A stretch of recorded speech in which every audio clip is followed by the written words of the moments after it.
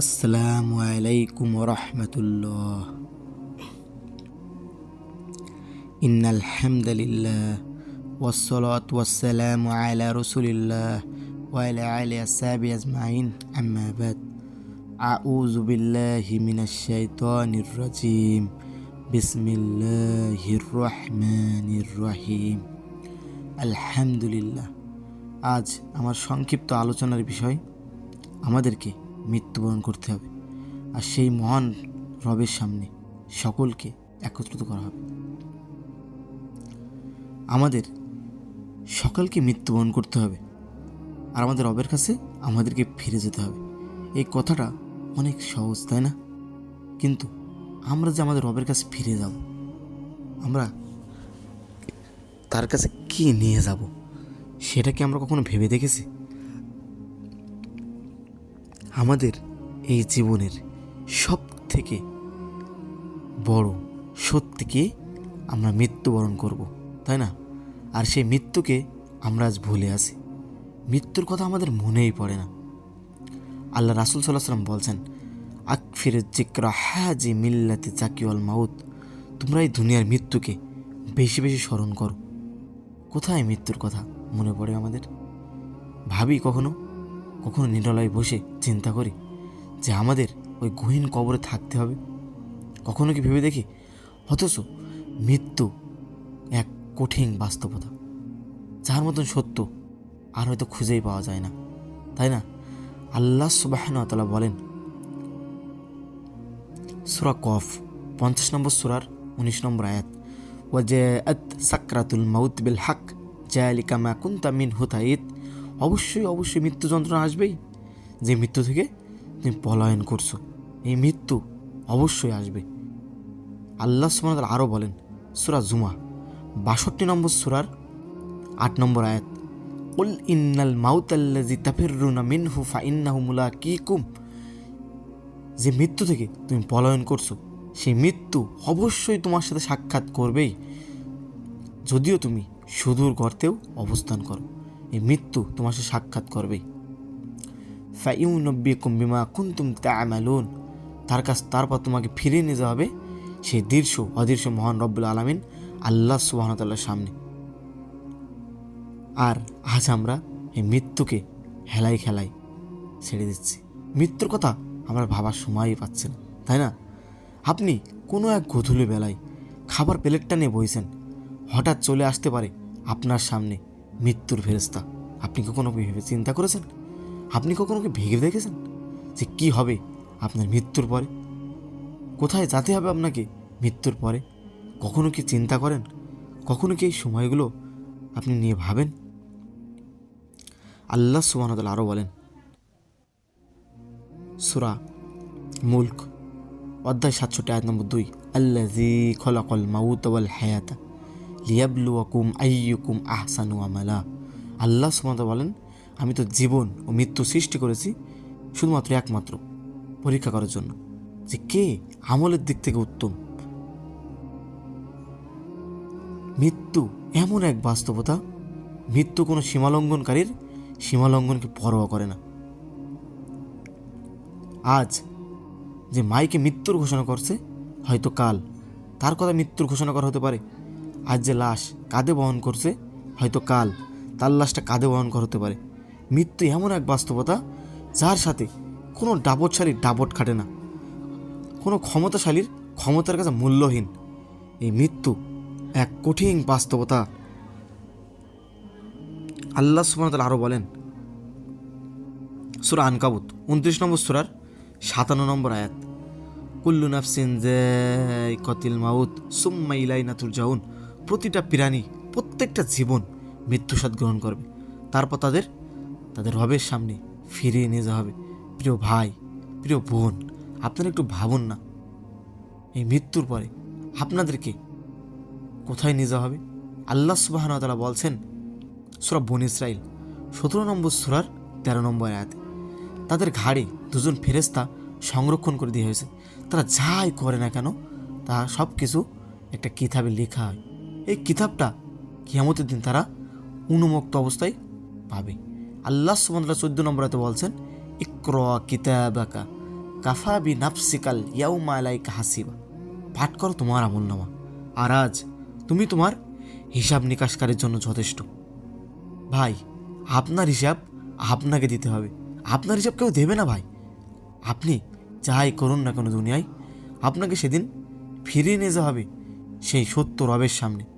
এরপর তিনি আপনাকে জানিয়ে দেবেন আপনি দুনিয়াতে কি করতেন। সূরা হাক্কার 25 নম্বর আয়াতে বলছেন, যখন অপরাধীদের বাম হাতে আমল নামা দিয়ে হবে। ভাই, অপরাধীদের কোন হাতে আমল নামা দিয়ে হবে? বাম হাতে। তারা কি বলবে জানেন? এটা কেমন আমল নামা? আমার একটা ছোটো গুনাহ বাদ যায়নি, আমার একটা বড় গুনাহ বাদ যায়নি। মৃত্যু যদি আমার শেষ হয়ে যেত, আমি যদি নাই জানতাম আমার হিসাব হবে।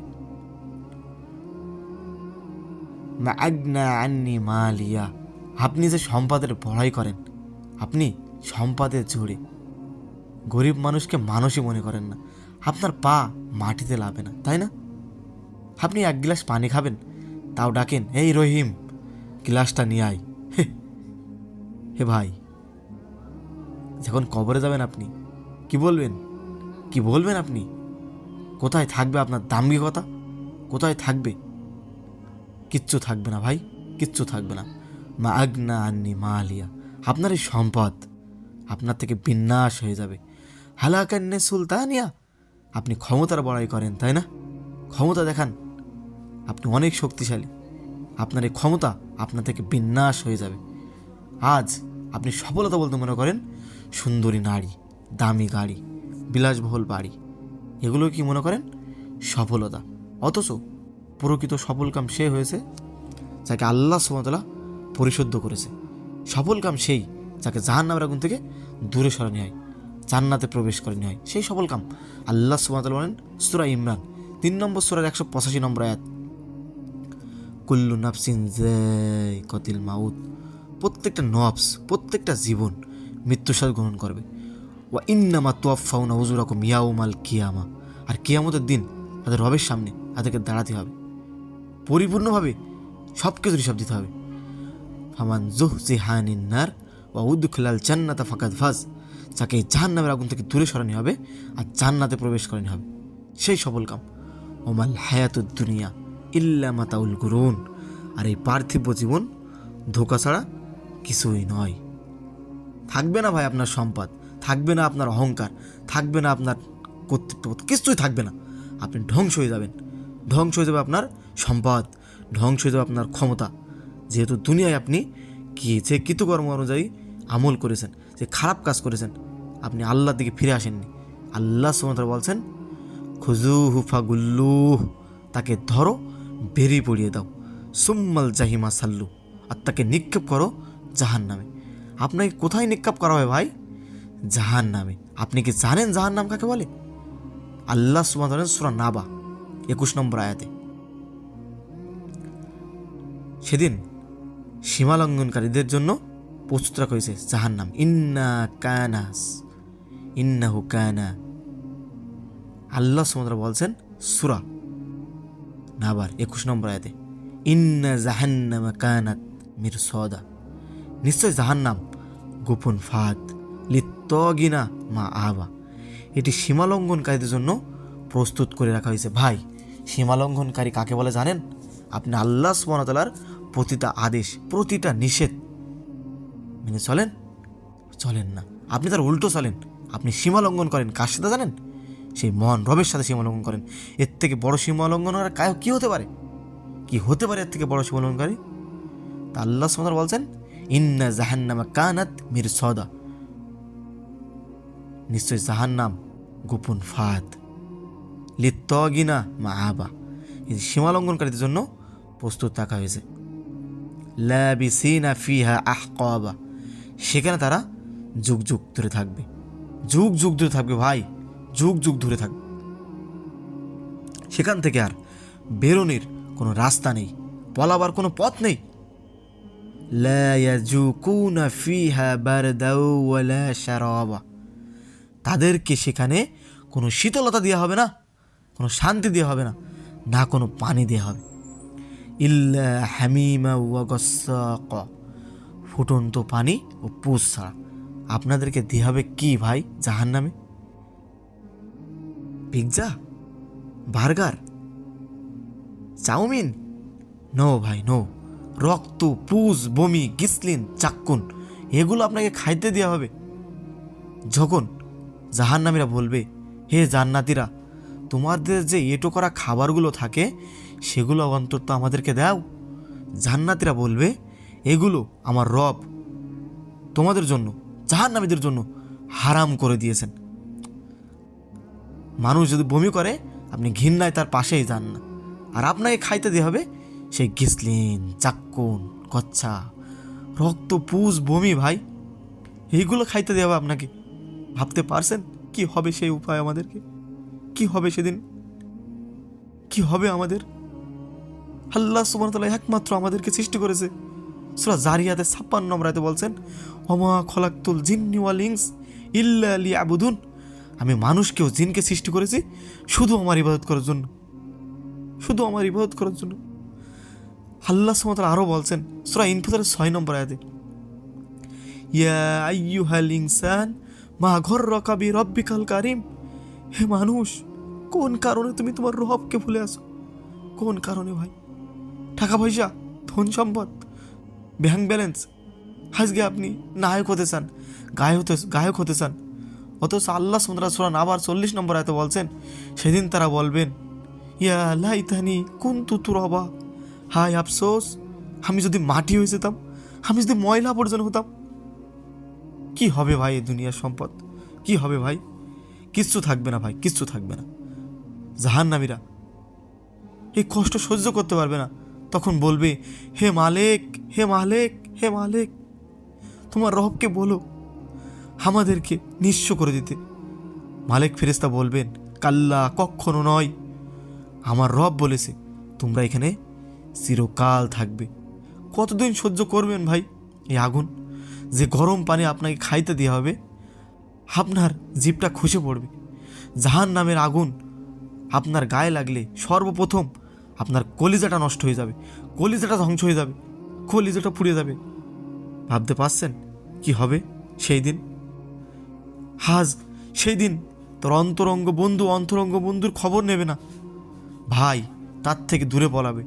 ওয়া উম্মি ওয়া আবি, তার পিতা মাতা তার থেকে দূরে সরে যাবে। ওয়া সাহিবাতি ওয়া বানি, তার স্ত্রী সন্তান তার থেকে দূরে চলে যাবে। সেই আযাব এত কঠিন আযাব যে ছোট্ট মাসুম বাচ্চা আযাব দেখে বিদ্ধ হয়ে যাবে। ভাবতে পারছেন ভাই কি হবে আমাদের মৃত্যুর পরে? মৃত্যুর পরে আমাদের কি হবে? মৃত্যুর পরে যে স্থানটা আপনাকে থাকতে হবে, কবর, সেই কবরের কথাকে আপনি ভুলে গেছেন? সেই কবরের কথা আপনি কি মনে পড়ে? আপনার কবর মৃত্যুর পরে প্রথম ঘাঁটি, যেখানে প্রশ্ন করা হবে, মান রব্বুকা, তোমার রবকে? আপনি কি বলবেন? আপনি কি বলবেন আপনার রব সম্পর্কে? আপনি কি জানেন আপনার রবকে? আপনি কখনো আল্লাহ সুবহানাহু ওয়া তাআলা আপনাকে যে কিতাব পাঠিয়েছে আল কুরআন, আপনি কখনো কি অর্থ সহকারে পড়ে দেখেছেন? পড়েছেন অর্থ সহকারে? আপনার মুখ দিয়ে তাহলে কীভাবে বেরোবে আপনার রব আল্লাহ? মানেন সেই রবকে? মানেন তার আদেশ? আজকে আমাদের জীবনের সব থেকে বড় ব্যর্থতা, আমরা আমাদের রবকে চিনি না। আল্লাহ সুবহানাহু ওয়া তাআলা বলছেন সূরা জুমার 39 নম্বর সূরার 67 নম্বর আয়াতে, ওমা কদরুল্লাহ হাক্কা কদরি, তারা আল্লাহকে চিনতে পায়নি, তাই তাকে মর্যাদা করে না, তাই তাকে মর্যাদা দেয়নি। এই জন্য আসুন আমরা আমাদের জীবনকে সুন্দর করে সাজাই, আর এই কবরের কথা ভাবি, মৃত্যুর কথা ভাবি, বেশি মৃত্যুর স্মরণ করি, আর দিনের পথে অটুট থাকি, আল্লাহ রাসূল সাল্লাল্লাহু আলাইহি ওয়াসাল্লামের অনুসরণ করি, দিনের পথে থেকে আল্লাহ সুবহানাহু ওয়া তাআলা আমাদের জন্য মৃত্যু দেন। ওয়া আখিরি দাওয়ানা আনিল হামদুলিল্লাহি রাব্বিল আলামিন।